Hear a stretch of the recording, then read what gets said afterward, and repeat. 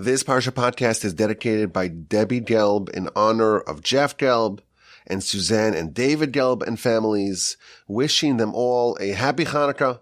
May there be peace for Israel and for all the Jewish people.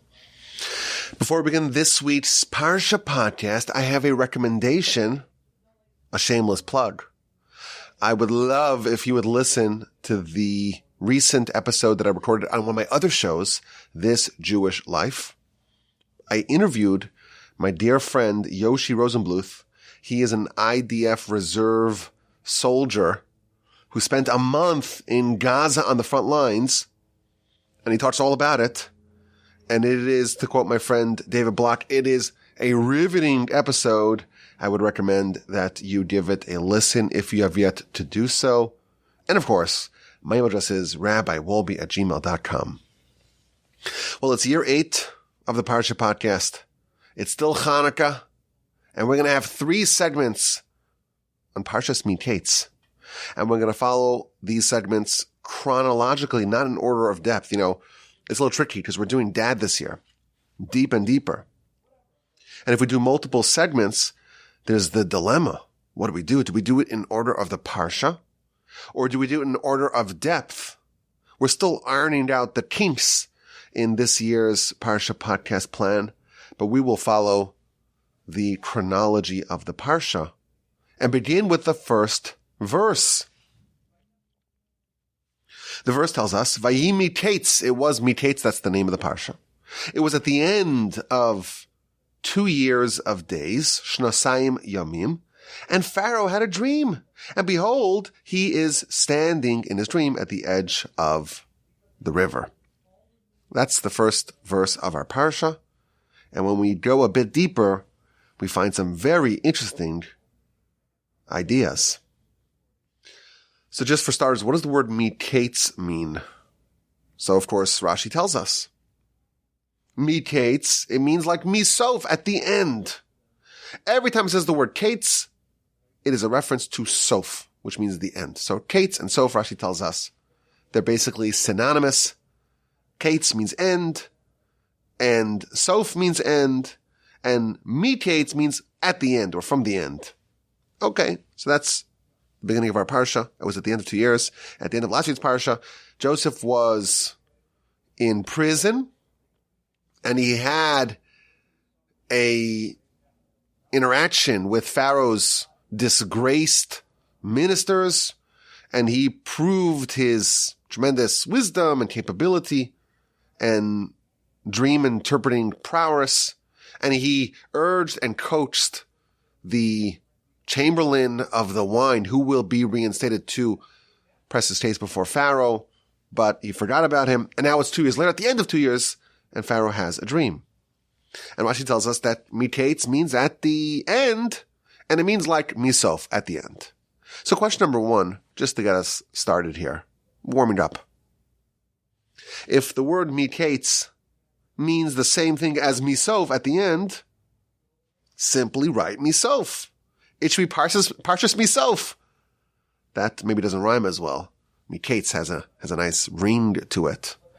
But why would the Torah use a more nuanced word that Rashi needs to tell us that, oh, this word Mikeitz actually means misof? Just say misof, and that should be sufficient.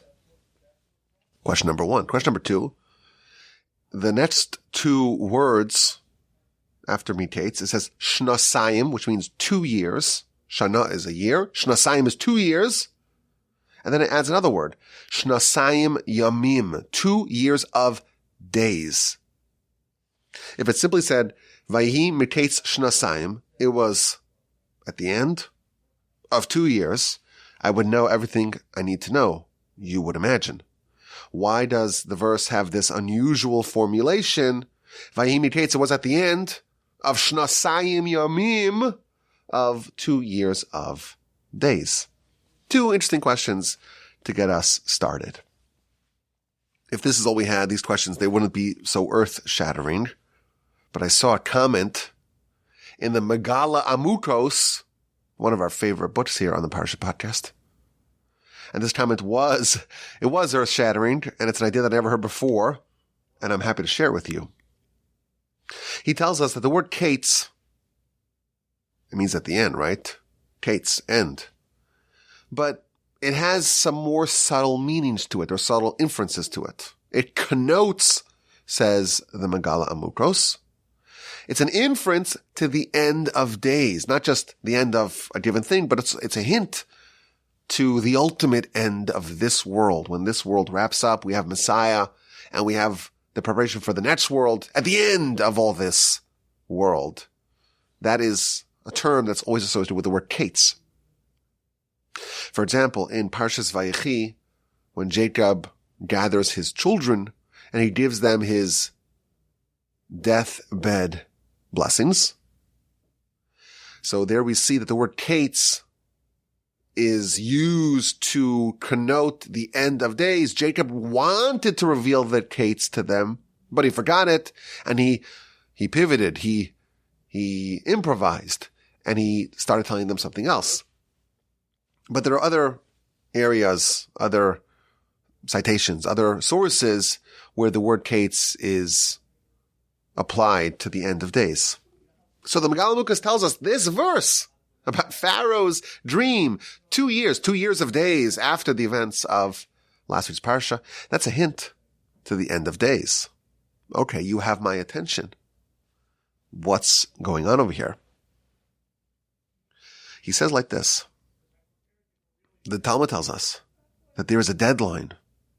There's the end point. The year 6,000, and again, we're not counting the years since the creation of the universe or even the creation of Earth. It's since Adam, the first protagonist or antagonist, but the main character of the Garden of Eden story in Genesis. We start counting from him. Okay. The year 6,000 from Adam, that's the end point of this world as it currently stands, as it's currently oriented. And by that point, Messiah must come. And then there's the seventh millennium, and there's a lot of ideas behind this, and it's a very advanced concept in Jewish eschatology.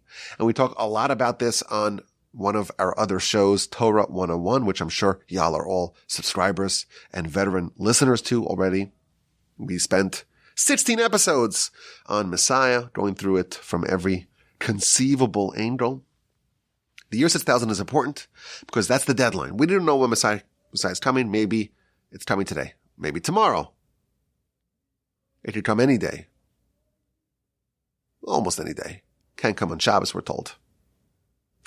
But it could come in 2023 still, in 2024, in 2028, in 2104. We don't know when it's going to come, right? It's a surprise, right? And it's really contingent upon our behavior. But there's an endpoint. There's a deadline by which it must come, for good or for bad. And that's the year 6,000. That's the endpoint. And there's a certain model that follows like a week. You have 6 days, then you have 1 day of Shabbos. Every day of God, the verse tells us in Psalms, is equivalent to 1,000 years of us. So God's week and Shabbos, so to speak, will be 6,000 years and 1,000 years of Shabbos. And therefore this earth, this world, this current manifestation of the will of God, this current enterprise of existence, it's like Shabbos. You have 6,000 years followed by 1,000 years. And thus, at the end of this 6th millennium, by that time, Messiah must be here. It already has to begin the next epoch. It's actually pronounced epic. Epic of history has to begin. So here's the question. What happens then? The times of Messiah, there's a lot of work for us to do. Messiah is all about preparing for the afterlife. And you have to rebuild the temple and reinstitute all the laws and reestablish the Sanhedrin. If there's a deadline, the year 6,000, and you just have a few minutes, a few days, a few years till then, there's a problem. What if we only have a moment for Messiah? We only have the temple for a moment? There's so much work to do. And what do we do when we get really close to the year 6000? And we know that there's a ton of work that we need to still accomplish in the time of Messiah before the year 6000. And that's the deadline. And as we approach, we'll have so much work to do and very little time to do it. Interesting question. Let's assume, of course, we hope Messiah comes, today. We're ready. Well, I don't know if we're all ready, but at least in principle, ideally, we should be ready. We should be anticipating and awaiting Messiah every day. But what if it comes later on and it's really close to the deadline and Messiah comes and we have so much work to do and not much time to do it? Says the Megala Mukros. He cites a verse, the verse in Isaiah chapter 54, verse 2. The verse is talking about the expansion of our tent and the expansion of our dwelling place. The prophet is foretelling that space will expand. And a small amount of space that can maybe, fit a small amount of things, of mass, it will expand to be able to include much more than what it was previously. Says the Megala Mukos, this is the idea that was a novel one to me. Just as space will expand, so will time. Now, mind you, this is being written in the early 1600s, before the whole notion of relativity of time and space were popularized.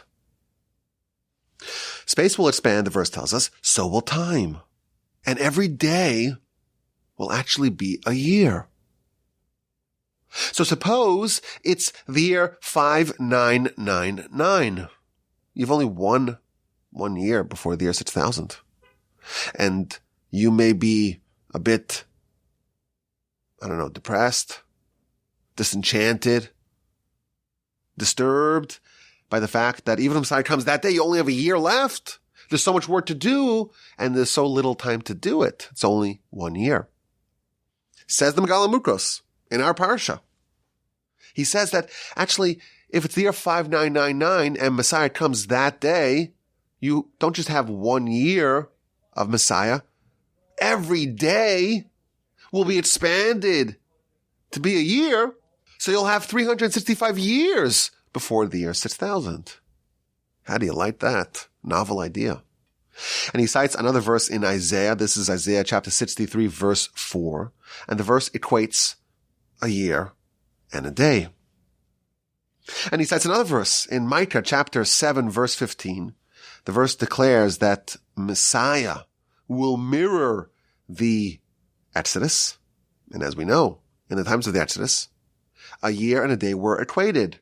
Every day that the spies scouted the land, maliciously scouted the land, and brought back a damning report, that resulted in a year of the nation wandering in the wilderness. So they took 40 days to scout, to traverse the land, and that resulted in the nation being condemned to 40 years in the wilderness.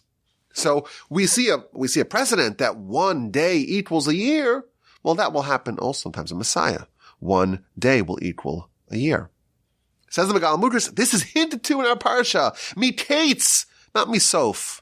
It was at the Mikeitz, at the end, specifically using a term that's always associated with Messiah. And what does it say at the end? Of years, of days. Every day will be a year's time, and there will be plenty of time to get whatever we need to get done. We'll get it done. All sorts of secrets. It's only the first verse of the Parsha. And we're already not just deep, it's deeper, it's deepest. He found 2 oddities about the verse, and he shows that it's specifically mitates, not misof, and it's Tosnaim Yamim, 2 years of days. And this is a hint that in the Kates, in the end of times, in the Messianic times, it will be years of days. Fascinating. And that is segment number 1. Segment number 2 is in the same verse. It was Mikeitz at the end of Shnasayim Yamim, 2 years of days, Ufaro, and Pharaoh was cholem, was dreaming.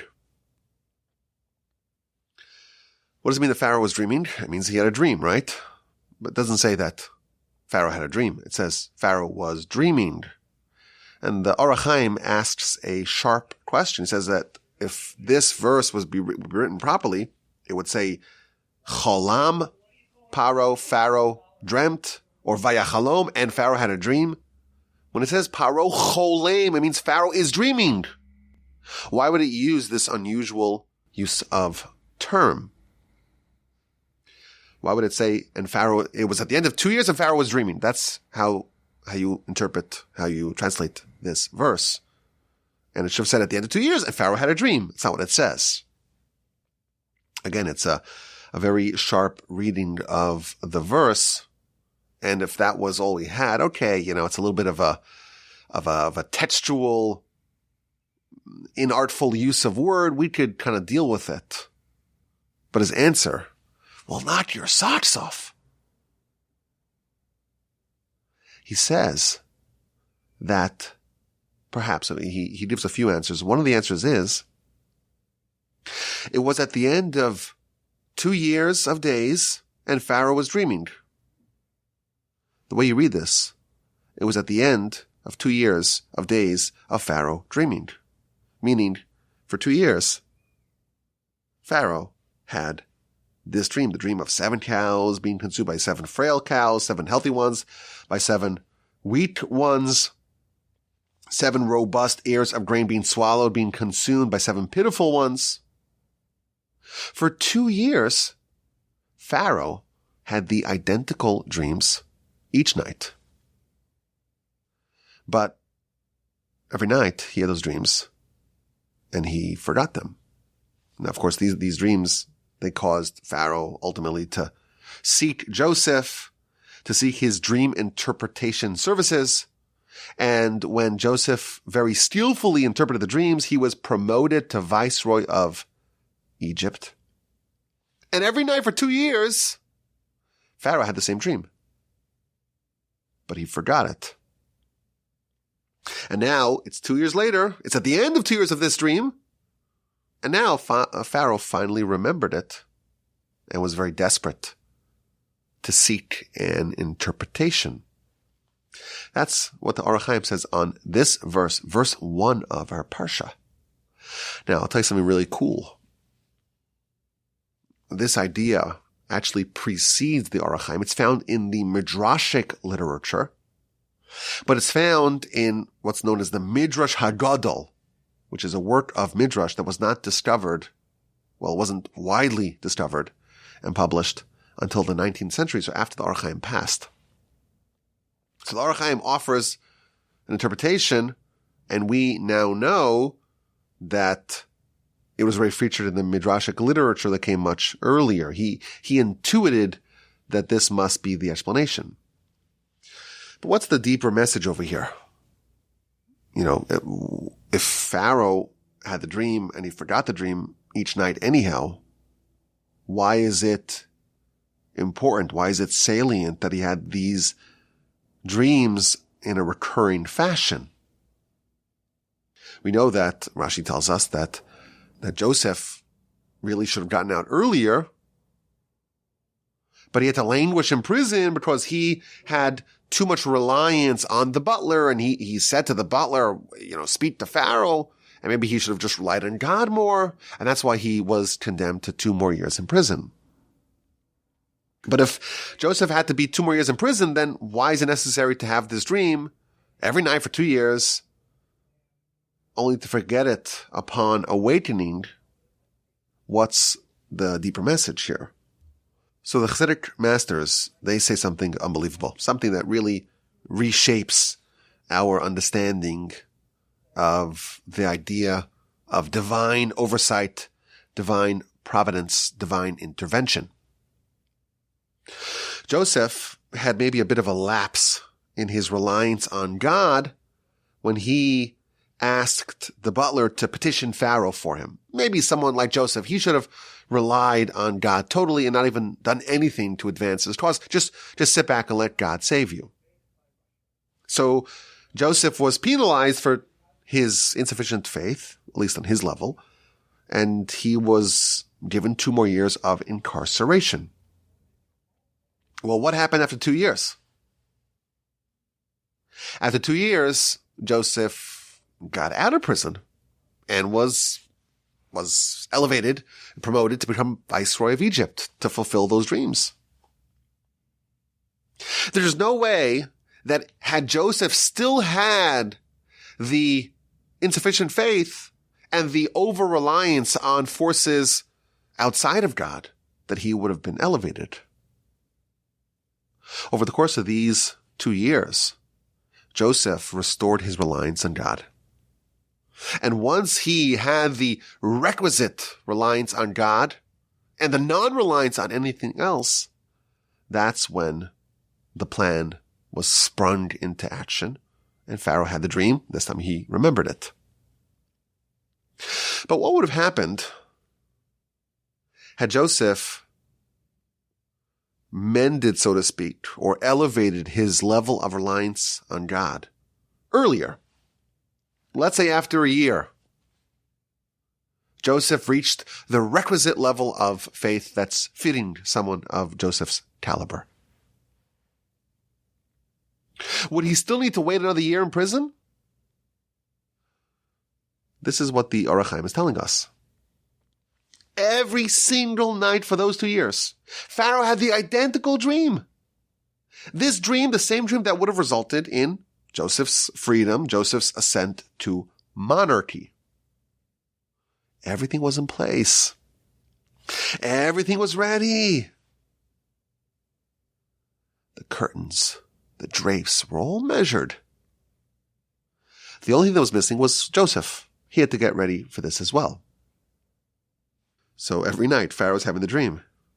And Joseph's not quite ready, so Pharaoh forgets the dreams.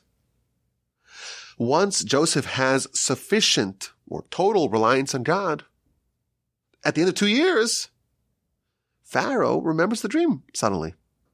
And that very same day, Joseph is ushered out of the pit and is given new clothing and is showered, meets Pharaoh, impresses, wows Pharaoh and his advisors, is elevated to Viceroy of Egypt, gets Pharaoh's ring, is bedecked in the garments of royalty, has the triumphal cavalcade throughout the city, and becomes the king.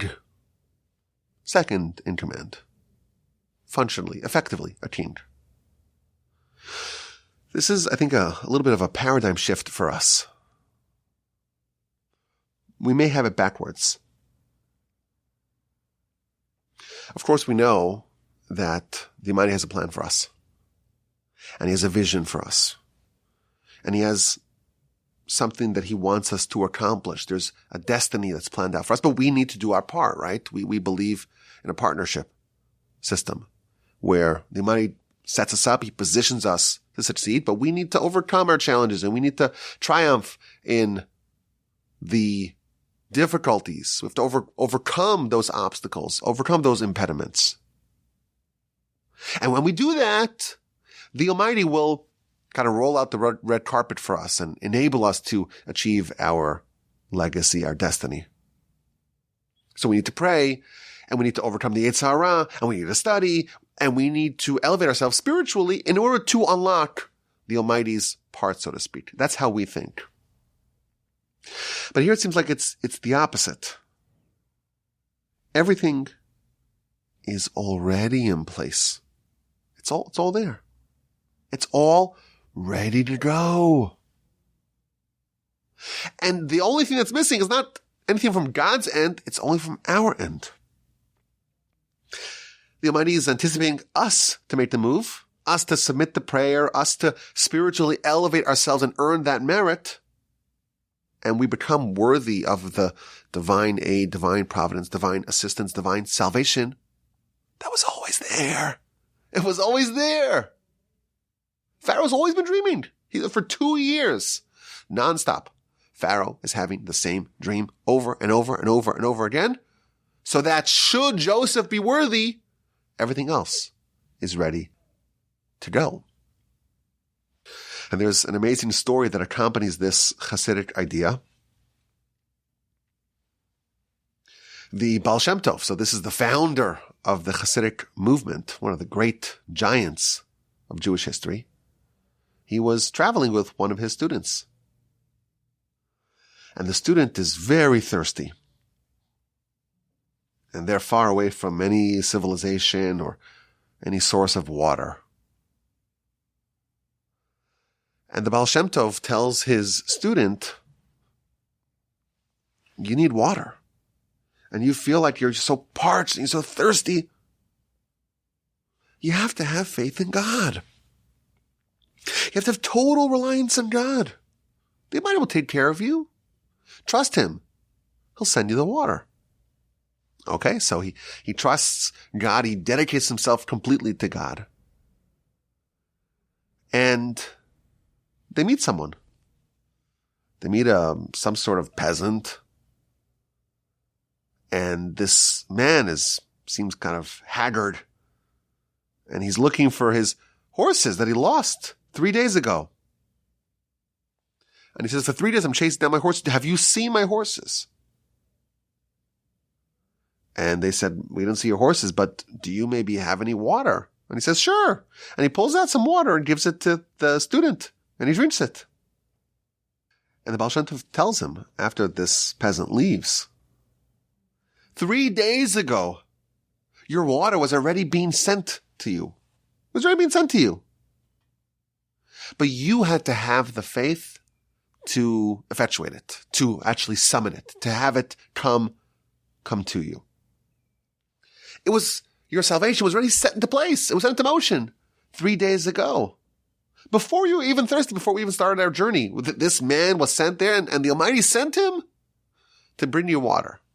It was already. You need to dedicate yourself to God. And the thing that was always there will surface. Very beautiful idea. And that brings us to segment number 3. After Joseph impresses Pharaoh and his servants with his wisdom, there's a flurry of rapid developments that sees Joseph being catapulted, being elevated, being promoted to viceroy of Egypt. Pharaoh tells him, this is already chapter 41, verse 39. There's no one as wise as you, as gifted as you. You'll be in charge of everything. I'll only be elevated above you just with the throne, but you'll functionally run the entire country. I have placed you over the entire country of Egypt. And Pharaoh moves his ring and places it on the hands of Joseph and dresses him in the garments of royalty and places a golden necklace upon his neck. And then he takes him for a ride about town. He takes him on the cavalcade of the king. And they announce before him, Avrech, this master of wisdom who's so young in years, this wunderkind. And Joseph is now in charge of all of Egypt. And Pharaoh tells him again, I'm Pharaoh, but you're in charge. No one will move an inch in this country without you. Pharaoh renames Joseph, or gives him a new name, Tzafnas Paneach, which means the one who's able to reveal the hidden ciphers, the hidden secrets. And then we read about Joseph's wife. He gives him Asnas, the daughter of Potiphera, the priest of On. Joseph gets a new job, promotion, lots of promotions, and a new wife. Her name is Asnas. And she's the daughter of Potiphera. So Rashi says, who's this woman? Remember Potiphar? Potiphar, the man who bought Joseph as a slave? And the man whose wife, Mrs. Potiphar, she's the one who accused Joseph of attempted rape, which is the reason that Joseph ended up in prison. Well, he has a daughter. Nice to meet you. Her name is Asnas. And that's who Joseph married. Very interesting. Now, Rashi already told us about this union. Perhaps you recall Rashi to chapter 39, verse 1. Rashi's asking the question why the episode of Tamar and Judah is inserted into the storyline of Joseph. Joseph is sold. He's hated by his brothers. They sell him. And then at the end of the Parsha, this is last week's Parsha, of course, we have Joseph going down to Egypt and the whole story that happened afterwards. But in between, inserted into the storyline in somewhat of an awkward way, is the whole story, the whole episode of Judah and Tamar. So Rashi is trying to figure out why was it designed like that? Why was it placed like that? So firstly, he tells us that the reason why Judah was demoted was because of his lack of action in preventing the sale of Joseph. But then he tells us that the episode of Tamar, where she takes very radical action to bear a child with Judah or one of his kids, that is somewhat similar. It resembles, on a spiritual level, Mrs. Potiphar's, her prepositioning of Joseph.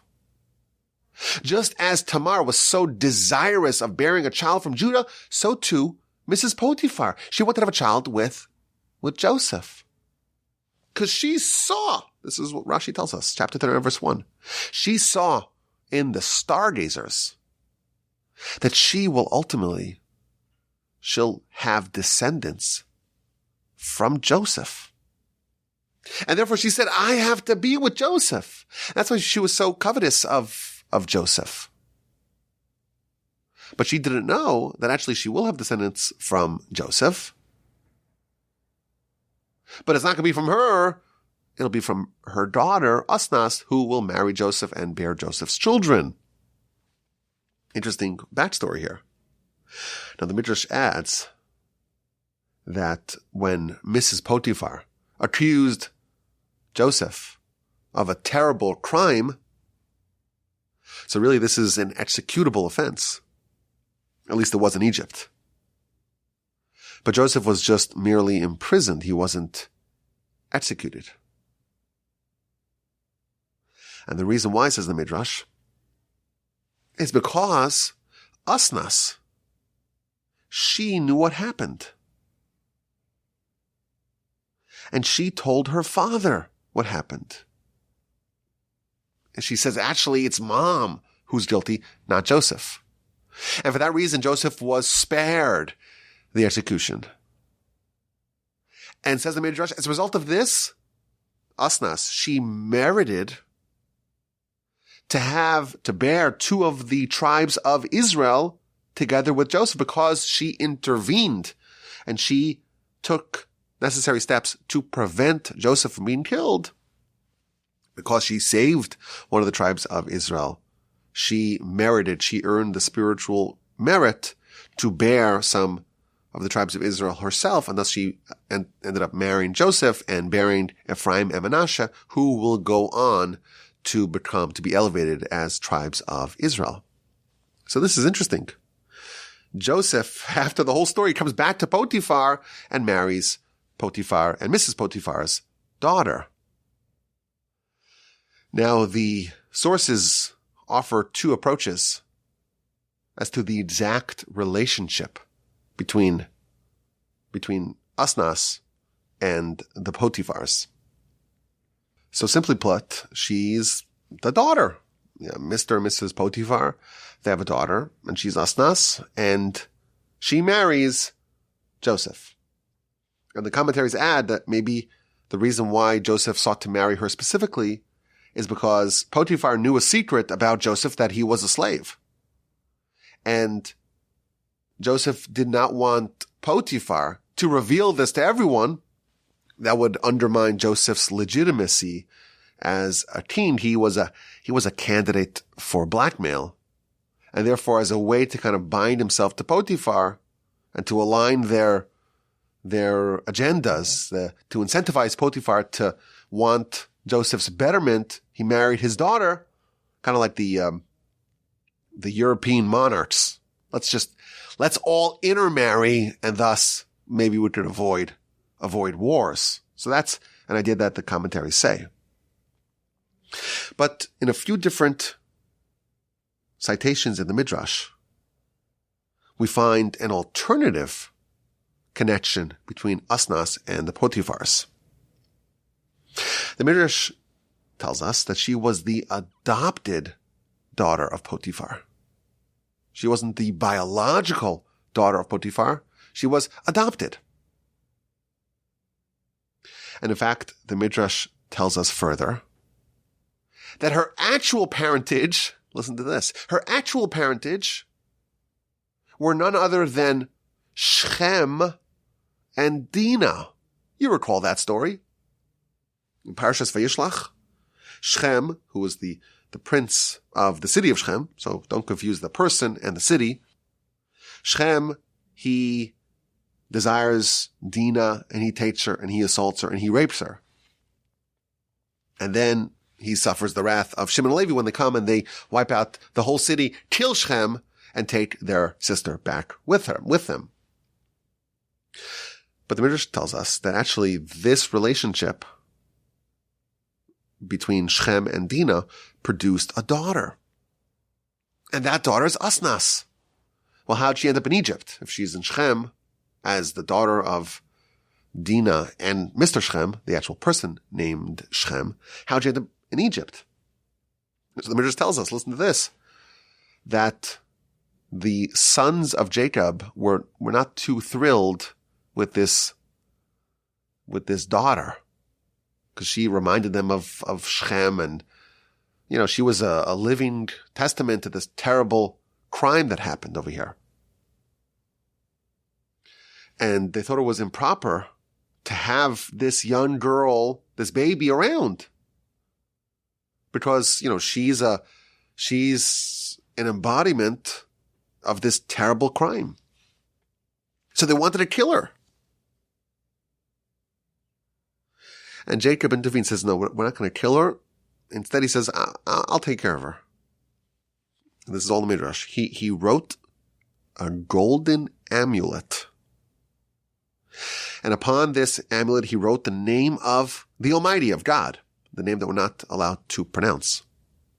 In another version of the Midrash, it cites some additional writing that Jacob etched upon the amulet.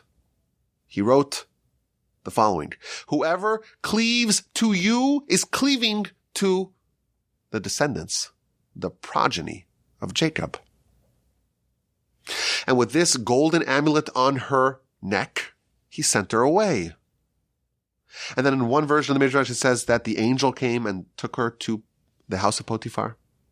In another version of the Midrash, it's not the angel who brings this girl to Potiphar. It's actually Jacob who brings her all the way down to Egypt. And then Potiphar discovers her and discovers this amulet and says, okay, I'm adopting her. But regardless, she is raised in the Potiphar family, and she goes on to marry Joseph. Now, another thing here. Listen to this. When Joseph was taken in his triumphal cavalcade, so the verse tells us, not the verse in our Parsha, but the verse in chapter 49, verse 22, this is when Jacob is giving the deathbed blessings to his sons. He mentions that Joseph has so much charisma, he has so much grace. Bnos tza'ada alei shur. The girls, they clamored atop the ramparts. And Rashi explains that all the girls, they climbed on top of the ramparts of Egypt because he's being paraded throughout the cities. And he was so beautiful and so charming and so handsome and so charismatic that all the girls, they were clamoring on top of the ramparts to get a little bit of a glimpse of Joseph.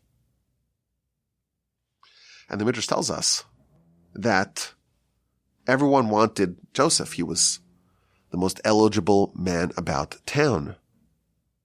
And they all took their valuables and their gold and their jewelry, and they just threw it at him. He was being pelted by jewelry. Never wanted to get his attention.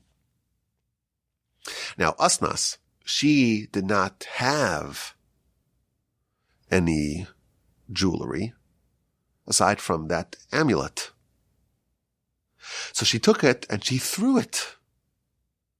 And Joseph sees this amulet And it says on it, the name of God, it says on it, whoever cleaves to me, cleaves to the family of Jacob. And he realizes this is someone really special. He hunts her down and he marries her. Now, a lot of interesting backstory here. Now, later on, when Jacob and Joseph reunite, so they reunite in next week's Parsha. Spoiler alert, they're going to show up in next week's Parsha. Jacob's going to come down to Egypt. But in the following Parsha, so the beginning of Parshas Vayechi, Jacob asks to see the sons of Joseph. And he asks, who are you? And the verse tells us 48:9. Joseph told his father, Banaihem, these are my sons that God gave me bazeh with this. Says the Midrash that Joseph actually showed Jacob the amulet. The same amulet that Jacob made, that Jacob crafted for his illegitimate granddaughter, who now marries, she's also now his daughter-in-law because she married Joseph. Thus, if you do the math here, Joseph married his niece, his half-sister's daughter, with Mr. Shechem, of blessed memory. Joseph shows the amulet to Jacob. And this is, he explains this is the backstory. That's how I married her. That's how I knew about her, because of this amulet. I will note that marrying your niece is not a violation of the prohibited relationships of the Torah, though it might not be advised. Okay, but everyone make their own decisions. Now, I had a thought about this. We know that Jacob, when he didn't really participate, but he earned the city of Shechem, and he says that he conquered it with his bow and with his sword, and he gives it to Joseph. And that's why the city of Shechem was always in the lands apportioned to Joseph. In fact, Joseph's tomb is still today in the city of Shechem. So chapter 48, verse 22, Jacob says, I'm going to give the city of Shechem that I earned, that I took from the Amorites with my sword and my bow, I'm giving it to Joseph. So if you just map this out, Joseph marries the daughter of Dinah that she bore together with Shechem, who was the heir, who was the crown prince of the city of Shechem. And thus the descendants of Joseph are actually also the descendants of Shechem, the son of Hamor, the sovereign of Shechem. And thus they actually, even if Jacob did not take it from them, they would be the only remaining heirs of Shechem and Hamor, which is very interesting. Now, just one more fascinating idea here. The Hasidic masters point to an event that preceded the birth of Dinah. A lot of different characters over here. There's Jacob, his 4 wives, his 12 sons, his 1 daughter, Dinah. She's the one who, unfortunately, is raped and impregnated by Shechem. But before Dinah was born, so at that time, Joseph was not yet born, and Leah, she already had 6 sons, and the 2 maidservants, Bilhah and Zilpah, each had 2. So Jacob already had 10 sons, and it was well known that Jacob would only have 12 sons, no more, and therefore Rachel, there's only 2 more sons available. So when Leah became pregnant, this is brought down in Rashi in chapter 30, verse 21.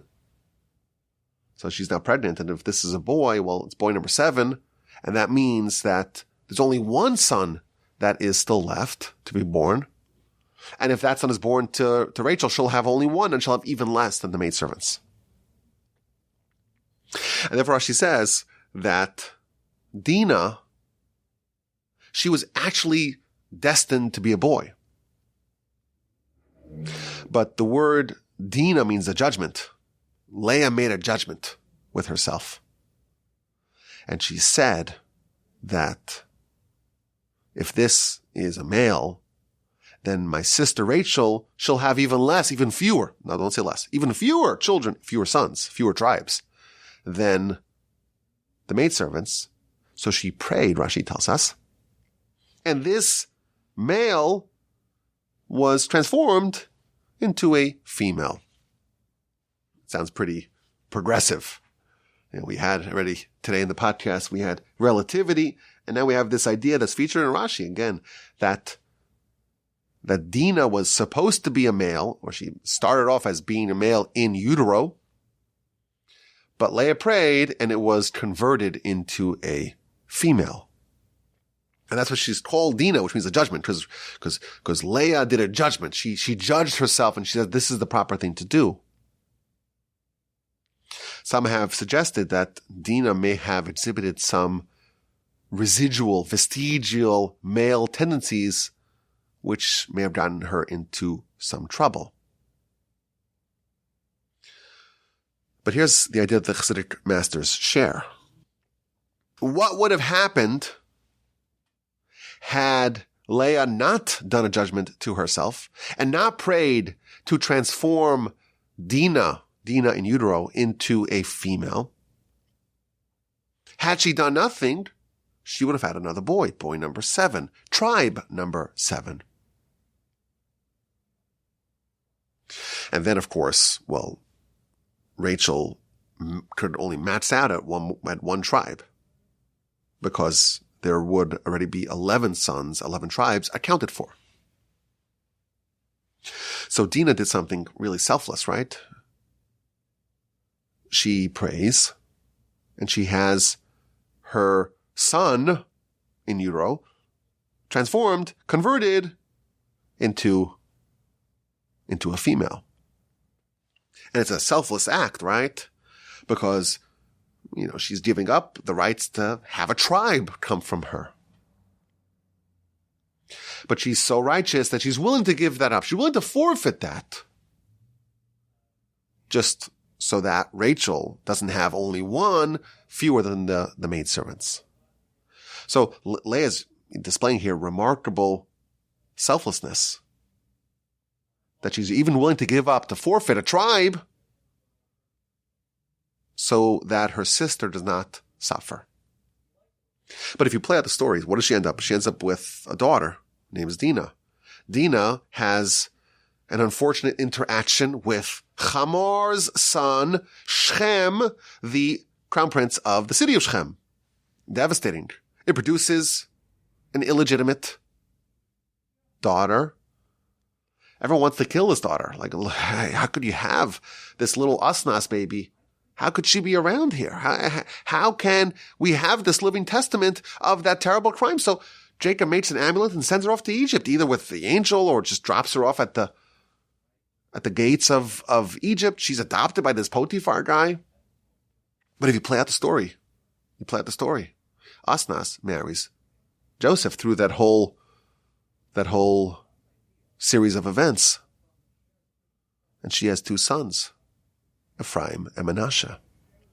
And in Parshas Vayechi, Ephraim and Manasseh are elevated. They're not grandsons of Jacob. They're like Reuven and Shimon. They're elevated into being like tribes. So Leah, you may have thought she gave up a tribe by davening, by praying to have the child within her converted into a female. And maybe she would have done it anyhow. You know what? She forfeited on behalf of her sister. It's just a selfless act. And she lost the tribe. Okay. But no. If you play out the whole story, not only did she not lose a tribe, she got an extra one.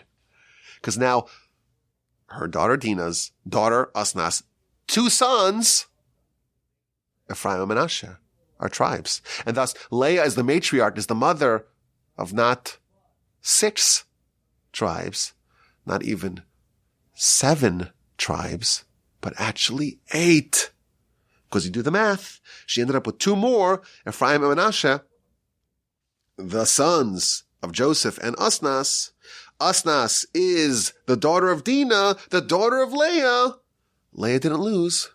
You never lose when you forfeit, say the Hasidic masters. You never lose when you act selflessly. She actually gained. What a fantastic, splendid, deeper than deep study of the personality of Asnas and the valuable lessons thereof. I appreciate your time. It means the world to me that you're listening, that you're joining me here in the Torch Center in Houston, Texas. Like most of America, I'm a little congested, and I was worried, how am I going to do this podcast? I'm so congested. And I sat down over here. You probably, maybe if you have a very sharp ear, you could notice it's a little bit congested. But like a minute before I started recording, I had a tissue in my nose and I was, I'm so congested. How can I record? You sit down here and the Parsha Podcast, just magical things happen. So I appreciate you for that. Thank you for your listenership. Thank you for your time.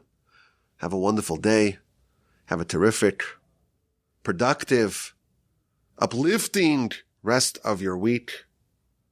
And Shabbos Parshas Mikeitz. Mikeitz! We could think maybe about this end of days. What it's going to be like. Anticipate it. Await it. We're ready. We need salvation. We pray for the salvation of our brothers and sisters in the war zone. We pray for the soldiers, for the hostages. Pray for the Jewish people. Pray for ourselves. Pray for our children. Pray for our communities. May we hear only good news from each other and from the rest of our brethren. Have an incredible Shabbos. And please God, with the help of the Almighty, we will talk again next week. My email address is rabbiwolbe@gmail.com.